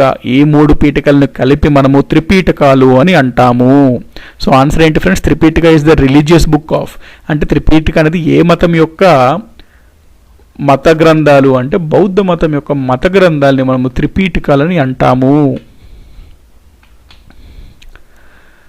టు విచ్ గణరాజ్య గౌతమ్ బుద్ధ బిలాంగ్డ్ అనమాట. ఇక్కడ మీరు ఎక్స్ప్లెయిన్ చేస్తాను. గణరాజ్యం అంటే జనరల్గా అప్పుడు చాలా చిన్న చిన్న రాజ్యాలని గణరాజ్యాలు అని మనం పిలిచేవాళ్ళం. చిన్న చిన్న రాజ్యాలు అనమాట. వీళ్ళు స్వతంత్రంగా పరిపాలించుకునేవారు.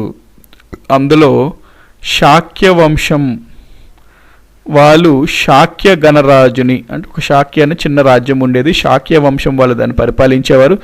ఈ శాక్య వంశానికి చెందిన వ్యక్తే గౌతమ బుద్ధుడు అని మనం చెప్తాం అనమాట. సో చాలా ఎగ్జామ్స్లో కూడా ఇది స్టాండర్డ్ బిట్ ఏంటి అంటే గౌతమ బుద్ధుడు ఏ వంశానికి చెందిన రాజు, లేకపోతే ఏ వంశానికి చెందిన యువరాజు, లేకపోతే ఏ వంశానికి చెందిన వ్యక్తి అంటే శాక్య వంశానికి, శాక్య క్లాన్ అంటాం ఇంగ్లీష్లో. క్లాన్ అంటే వంశం. శాక్య వంశానికి చెందిన వ్యక్తి అన్నమాట గౌతమ్ బుద్ధుడు. గౌతమ్ బుద్ధుడి యొక్క తండ్రి గారు ఆ శాక్య గణరాజ్యానికి రాజుగా ఉంటారు. ఇతను క్షత్రియుడు గౌతమ్ బుద్ధుడు. సో గుర్తుపెట్టుకోండి, Gautam Buddha belong to Shakya ganarajya, Shakya clan, Shakya వంశం అన్నమాట. Prince of pilgrims was the name attributed to అంటే యాత్రికుల యువరాజు అని ఎవరిని అంటారు అని ప్రశ్న అంటున్నాడు. ఇక్కడ మనకి పిల్గ్రిమ్స్ అంటే వీళ్ళు యాత్రికులు అనమాట.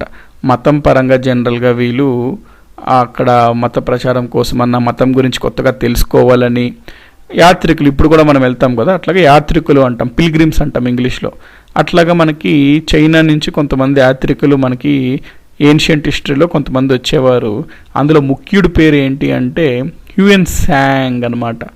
ఈ హ్యూయన్ సాంగ్ని మనము ప్రిన్స్ ఆఫ్ పిల్గ్రిమ్స్ అంటాం. ఇక్కడ ఎక్స్ప్లెనేషన్ చూడండి ఫ్రెండ్స్. ఇక్కడ ఏమంటున్నాడంటే ప్రిన్స్ ఆఫ్ పిల్గ్రిమ్స్ అని ఎవరిని అంటామంటే మనం హ్యూయన్ సాంగ్ని అంటాం. ఇతను ఎక్కడి నుంచి వచ్చాడు అంటే చైనా నుంచి వచ్చాడు. సో ఇతను చైనీస్ ట్రావెలర్ అనమాట. ఇతను ఏ మతానికి చెందిన వ్యక్తి అంటే బౌద్ధ మతానికి చెందిన వ్యక్తి. సో ఇతను ఒక బుద్ధిస్ట్ స్కాలర్ అనమాట. ఇతను ఏ టైంలో భారతదేశానికి వచ్చాడు అంటే 700 AD, 7th century ADలో ఆ టైంలో ఇండియాకు వచ్చాడు. 630 to 644 ఈ 14 ఏళ్ళు భారతదేశంలో ఇతను నివసించడం జరిగింది. 630 క్రీస్తు శకం నుంచి 644 క్రీస్తు శకం వరకు. అయితే ఇతను భారతదేశానికి ఎందుకు వచ్చాడు అంటే బౌద్ధానికి సంబంధించి ముఖ్యమైన ప్రదేశాలు అన్నిటినీ సందర్శించడం కోసం హ్యూయన్ సాంగ్ భారతదేశానికి రావడం జరిగింది. He came to India to visit all the places connected with the life of the Buddha. So బుద్ధుడికి సంబంధించి బుద్ధుడి యొక్క జీవితానికి సంబంధించి అన్ని ముఖ్యమైన ప్రదేశాలను సందర్శించడం కోసం హ్యూయన్ సాంగ్ చైనా నుంచి భారతదేశానికి 630 సంవత్సరంలో వచ్చి 14 సంవత్సరాలు ఇక్కడ ఉండడం జరుగుతుంది, 644 క్రీస్తు శకం వరకు. సో అందుకనే మనకి ఇతను మళ్ళీ హ్యూయన్ సాంగ్ ఇక్కడ తను అబ్జర్వ్ చేసినవి, తను చూసినవి అవన్నీ చాలా గ్రంథాల రూపంలో ఇన్ఫర్మేషన్ అనేవి గ్రంథాల రూపంలో రచించడం అనమాట, చాలా గ్రంథాలు. అయితే మన చరిత్రకారులకి హ్యూయన్ సాంగ్ రాసిన గ్రంథాలు అనేవి చాలా ఇన్ఫర్మేషన్ ఇస్తుంది. మన చరిత్రని మనము తయారు చేసుకోవడం కోసం, మన చరిత్రని మనం తెలుసుకోవడం కోసం హ్యూయన్ సాంగ్ రాసిన చాలా గ్రంథాలు ఉపయోగపడుతున్నాయి మన చరిత్రకారులకి. సో అందుకనే మనము హ్యూయన్ సాంగ్ని ప్రిన్స్ ఆఫ్ పిల్గ్రిమ్స్, యాత్రికుల యువరాజుగాని మనము అతన్ని పిలుస్తామన్నమాట. సో ఆన్సర్ వచ్చేసరికి Hiuen Tsang. 1 and 4. The official court language of the Guptas was. గుప్తుల కాలాన్ని మనము సంస్కృతానికి స్వర్ణయుగంగా గుప్తుల కాలాన్ని మనం అభివర్ణిస్తాము.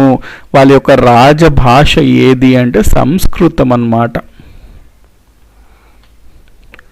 ద 3 jewels, 3 రత్నాస్ ఆఫ్ జైనిజం ఆర్ అని అంటున్నాడు. మనకి గుర్తుపెట్టుకోండి, జైన మతంలో 3 రత్నాస్ అనువ్రత అని చెప్పి మనకి ముందు క్లాస్లో మనము ఒక ప్రశ్న చూసాము, జైన మతానికి సంబంధించినవి అనువ్రతాస్ ఏంటి అనేది అది మనం ముందు కవర్ చేసాము. ఇక్కడ ఏమంటున్నాడంటే జైన మతానికి చెందిన ఇంకొక కాన్సెప్ట్ ఏంటి అంటే త్రిరత్నాస్ అనమాట. త్రిరత్నాలు అనేది జైన మతానికి సంబంధించినవి. ఆ త్రిరత్నాలు ఏమిటి అని ప్రశ్న అడిగాడు. సో ఇక్కడ మీరు గుర్తుపెట్టుకోండి ఫ్రెండ్స్, త్రిరత్నాలు ఏంటి అంటే ఫస్ట్ది సరైన విశ్వాసం లేదా ఉద్దేశం, అంటే రైట్ ఫెయిత్ ఆర్ ఇంటెన్షన్. ఇది మొదటి రత్నం అనమాట. అంటే ఇది ఒక జెమ్ లాంటివి అనమాట. 3 రత్నాలు మనకి జైన మతం చెప్తుంది, ఇచ్చింది. ఏంటి ఆ 3 రత్నాలు? 3 జెమ్స్ అంటే ఫస్ట్ రత్నం జెమ్ ఏంటి అంటే మనకి సరైన విశ్వాసం ఉండాలి.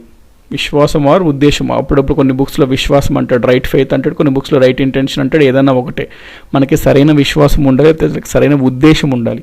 మొదటి రత్నం అది. రెండో రత్నం ఏమనగా రైట్ నాలెడ్జ్, సరైన జ్ఞానం ఉండాలి. జైన మతం జ్ఞానానికి చాలా ఇంపార్టెన్స్ ఇస్తుందన్నమాట. సో సరైన జ్ఞానం అనేది రెండవ రత్నం. మూడవ రత్నం ఏది అంటే మనము సరైన ప్రవర్తన కనబరచాలన్నమాట. అంటే రైట్ కాండక్ట్, అంటే రైట్ బిహేవియర్ ఉండాలి. కాండక్ట్ అంటే ప్రవర్తన. So right faith, right knowledge, right conduct, ఈ మూడిటిని మనము త్రిరత్నాలు అంటాము. సరైన విశ్వాసం లేదా ఉద్దేశం, సరైన జ్ఞానం మరియు సరైన ప్రవర్తన, ఈ మూడిటిని మనము త్రిరత్నాలు. ఇవి జైనిజం మతానికి చెందినవి. The Uttaramerur inscription provides information on the administration of. మనకి ఉత్తరమేరూర్ అనే శాసనం ఉంటుంది, అది ఎవరి పరిపాలన గురించి సమాచారాన్ని అందిస్తుంది అని ప్రశ్న అడిగాడు. ఇక్కడ ఉత్తరమేరూర్ ఇన్స్క్రిప్షన్ అనేది చాలా ఇంపార్టెంట్ ఫ్రెండ్స్. ఇక్కడ మీరు ఇమేజ్లో చూడొచ్చు, ఇది ఉత్తరమేరూరులోని టెంపుల్ అనమాట. ఆ టెంపుల్ గోడలపైన రాస్తుంది కదా, దీన్నే మనము ఉత్తరమేరూర్ శాసనం అని అంటాము. అయితే ఉత్తరమేరూర్ శాసనము ఏ వంశానికి చెందిన పరిపాలన గురించి చాలా సమాచారం ఇస్తుంది అని ప్రశ్న అడిగాడు. సో ఇది చోళాస్ అన్నమాట. అంటే చోళుల యొక్క పరిపాలన గురించి చాలా సమాచారాన్ని మనకి ఉత్తరమేరూర్ శాసనం అనేది ఇస్తుంది. మనం ఆల్రెడీ చోళుల పరిపాలన గురించి చూసాము. వాళ్ళ నాడు కొట్టము, కుర్రము అట్లాగా విడదీయబడింది వాళ్ళ యొక్క రాజ్యము అని చెప్పి. ఇవన్నీ మనకి ఎట్లా తెలుస్తుంది అంటే ఉత్తరమేరూర్ శాసనం ద్వారా తెలుస్తుంది. ఉత్తరమేరూర్ అసలు ఎక్కడ ఉంది అంటే మనకి తమిళనాడు రాష్ట్రంలోని కంచీపురం ఉంటుంది కదా ఫ్రెండ్స్, కంచి అంటాము, కంచీపురం అంటాము, అక్కడ మనకి ఉంటుందన్నమాట ఈ ఉత్తరమేరూర్ గుడి, ఉత్తరమేరూర్ ఈ శాసనం ఇవన్నీ. సో ఆన్సర్ వచ్చేసరికి మనకి చోళుల యొక్క పరిపాలన గురించి మనకి ఉత్తరమేరూర్ శాసనం చాలా సమాచారాన్ని అందిస్తుంది. 197th question friends, name the capital of the Pallavas. Kanchi friends, direct గుర్తుపెట్టేసుకోండి. పల్లవాస్ యొక్క రాజధాని కంచి. దీన్నే కంచీపురం అని కూడా అనొచ్చు, ఏదైనా అనొచ్చు. పల్లవాస్ యొక్క ఇక్కడ మీరు చూడొచ్చు ఎక్స్ప్లెనేషన్లో, ఇది పల్లవ రాజ్యం అన్నమాట. దాదాపుగా 600 AD ఆ టైంలో అనమాట ఇది మనకి మ్యాప్. ఈ పల్లవ ఎంపైర్, పల్లవ రాజ్యం, దీని యొక్క క్యాపిటల్ ఇక్కడ మీరు చూడొచ్చు కంచి అని చెప్పి ఇచ్చాడు క్లియర్గా. సో ఆన్సర్ వచ్చేసరికి కంచి, పల్లవరలో రాజధాని. ఇక్కడ మీకు ఏమని ఇచ్చాడు, మనకి తమిళనాడులో చాలా వరకు తమిళనాడు మరియు ఈ ఆంధ్రప్రదేశ్ సౌత్ పార్ట్ అనమాట. అంటే కొంత భాగం ఆంధ్రప్రదేశ్లో, కొంత సదరన్ పార్ట్ మొత్తం తమిళనాడు. పల్లవులు దాదాపుగా 200 AD నుంచి 900 AD ఈ మధ్యలో పరిపాలించేవారు. ఈ టైంలో ఈ రాజ్యాన్ని, ఈ ప్రాంతాన్ని పల్లవులు పరిపాలించారు. వీళ్ళ యొక్క రాజధాని ఏంటి అంటే కంచి ఫ్రెండ్స్. కంచీపురం అనేది వీళ్ళ రాజధాని. కంచినే కంచియంపతి లేకపోతే కంజీవరం అని పిలుస్తుంటాం మనము. ఈ కంచికి ఒక నిక్ నేమ్ ఉంది, దాన్నే సిటీ ఆఫ్ 1000 టెంపుల్స్ అని అంటారు. మనకి జనరల్గా కంచికి వెళ్తే మనం చూడొచ్చు, ఎక్కడికి వెళ్ళినా చుట్టూ మనకి చాలా ఆలయాలు, గుడులు మనకు కనబడుతుంటాయి. అందుకనే కంచిని మనం ఏమని పిలుస్తాము అంటే ద సిటీ ఆఫ్ 1000 టెంపుల్స్ అంటాం. రేపు పొద్దున మీకు ప్రశ్న ఈ విధంగా రావచ్చు, ఏమని, which of the following Indian cities was called as the city of 1000 temples. అనగా ఏ భారతదేశంలోని ఏ ఒక్క నగరాన్ని మనము 1000 గుడుల నగరంగా మనము పిలుస్తాము అంటే కంచీపురాన్ని మనం అట్లా పిలుస్తాం, 1000 గుడుల నగరం, ద సిటీ ఆఫ్ 1000 టెంపుల్స్ అని. అయితే ఈ కంచీపురం గురించి చాలా ప్రస్తావన మనకి పతాంజలి రాసిన మహాభాష్యంలో మనకి లభించిందనమాట. ఈ పతాంజలి మహాభాష్యాన్ని 200 BC, 2nd century BCలో రచించాడు. పతాంజలి రాసిన మహాభాష్యంలో కంచీపురం గురించి ప్రస్తావన మనకి దొరికిందనమాట. 198th question friends. Which of the following Gupta king stopped the Huns from invading India? అంటే జనరల్గా మనకి ఈ హున్స్ అనే ఉంటారనమాట. వీళ్ళనే కొన్ని బుక్స్లో హ్యూనాస్ అని కూడా ఇస్తారు. వీళ్ళు ఈ సెంట్రల్ ఏషియా, ఈ చైనా ఈ ప్రాంతంలో ఉండేవారు. వీరు ఇండియాకు వచ్చి ఇక్కడ అటాక్ చేసి ఇక్కడ స్థిరపడదామన్నట్టు అనుకున్నారు. ఆ కాలంలో గుప్తులు మన భారతదేశాన్ని చాలా వరకు పరిపాలించేవారు. అందులో ఏ రాజు అంటే గుప్త వంశానికి చెందిన స్కందగుప్త అనే రాజు పరిపాలించాడు. ఈ స్కందగుప్త టైంలో ఈ హున్స్ అనే జాతి వాళ్ళు ఇక్కడికి వచ్చి దాడి చేయడం జరుగుతుంది. అయితే ఈ స్కందగుప్త చాలా సమర్థంగా వీళ్ళని ఎదుర్కొని వీళ్ళని ఓడించి వీళ్ళని తిప్పికొడతాడనమాట. దాంతో ఈ భారతదేశంలోకి హున్స్ అనేది ప్రవేశం అనేది అవ్వలేదు. లేకపోతే హున్స్ అనే వాళ్ళు వచ్చి ఇక్కడ కొంతకాలం పరిపాలించడం వేరే రకంగా ఉండేది చరిత్ర. కానీ ఇక్కడ మనకి క్వశ్చన్కి ఆన్సర్ ఏంటి? గుప్తులు ఏ గుప్త రాజు ఈ హున్స్ అనే వాళ్ళని భారతదేశం రాకుండా అరికట్టాడు అంటే Skandagupta. 199th question friends. Which one of the following was the book written by Amoghavarsha the Rashtrakuta king అనమాట. మనకి రాష్ట్రకూటాస్లో ఒక చాలా గొప్ప రాజు ఎవరు అంటే అమోఘవర్ష. ఈ అమోఘవర్ష రాసిన గ్రంథం ఏంటి, బుక్ ఏంటి అని ఇక్కడ ప్రశ్న అడిగాడు. ఇట్ ఈస్ నథింగ్ బట్ కవిరాజ మార్గ అనే గ్రంథాన్ని రాష్ట్రకూట రాజు అయిన అమోఘవర్షం అనేది రచిస్తాడు ఫ్రెండ్స్. ఇది కన్నడ భాషలో ఉంటుంది. కన్నడ భాషలో చాలా పాపులర్, చాలా ప్రముఖమైన గ్రంథంగా పేర్కొంటారు అనమాట కవిరాజ మార్గ. కన్నడ భాషకు సంబంధించి కూడా గ్రామర్కి సంబంధించి చాలా ఇన్ఫర్మేషన్ ఈ కవిరాజ మార్గలో ఉంటుంది. సో అమోఘవర్ష, రాష్ట్రకూట కింగ్, కవిరాజ మార్గ బుక్ గుర్తుపెట్టుకోండి ఫ్రెండ్స్. అండ్ మనం 200th క్వశ్చన్ ఇప్పుడు చూస్తున్నాము. According to the Mimamsa school of philosophy liberation is possible through. మనకి లిబరేషన్ అంటే తెలుగులో మీనింగ్ ఏంటంటే ఫ్రెండ్స్, మనం జనరల్గా చూస్తుంటాం కదా, మనకి మోక్షం అంటుంటాము, మోక్షాన్ని లిబరేషన్ అంటాము. మనకి చాలా మతాల్లో లేకపోతే చాలా తత్వాల యొక్క సారాంశం ఏంటి, మోక్షం ఏ విధంగా పొందాలి అని. అట్లాగే మనకి ఒక తత్వం ఏంటి అంటే మీమాంసా తత్వం అంటాం. అంటే మీమాంసా తత్వం వాళ్ళ ప్రకారము మోక్షం ఏ విధంగా లభిస్తుంది. మనకి ఒక్కొక్క దాంట్లో ఫర్ ఎగ్జాంపుల్ జైన మతం చూసుకుంటే జ్ఞానం ద్వారా మోక్షం దొరుకుతుంది అని చెప్పి ఉంటుంది. పతాంజలి వాటిలో చూసుకుంటే ఆ మహాభాష్యం ఆ గ్రంథాల్లో చూస్తే మనకి యోగ ద్వారా మనకి మోక్షం దొరుకుతుంది అని ఉంటుంది. అది ఒక్కొక్క తత్వంలో ఒక్కొక్క విధంగా ఉంటుంది. అయితే మీమాంసా తత్వం ప్రకారం మోక్షం మనకి మంచి కర్మం ద్వారా లభిస్తుంది అని చెప్పడం జరిగిందనమాట. సో ఇది గుర్తుపెట్టుకోండి, మంచి కర్మం చేస్తే మనకి మోక్షం వస్తుంది అని ఎక్కడ చెప్పబడింది అంటే మీమాంసా తత్వం, మీమాంసా స్కూల్ ఆఫ్ ఫిలాసఫీలో ఉంది. So according to the Mimamsa school of philosophy liberation is possible through అంటే కర్మ అంటే మరి గుడ్ కర్మ ఫ్రెండ్స్, రైట్ కర్మ, గుడ్ కర్మ, దాంతో మనకి మోక్షం అనేది ఉంటుంది. దీంతో మనకి 200th క్వశ్చన్ అయింది. So okay guys, thanks for watching. ఈ వీడియోలో మనం ఒక 50 బిట్స్ చూడడం జరిగింది. సో నెక్స్ట్ వీడియోలో మరొక 50 బిట్స్ చూద్దాం. సో తప్పకుండా ఈ వీడియోని లైక్ చేసి మీ ఫ్రెండ్స్ అందరికీ కంపల్సరీగా షేర్ చేయండి. So thanks for watching and have a nice day. Bye-bye.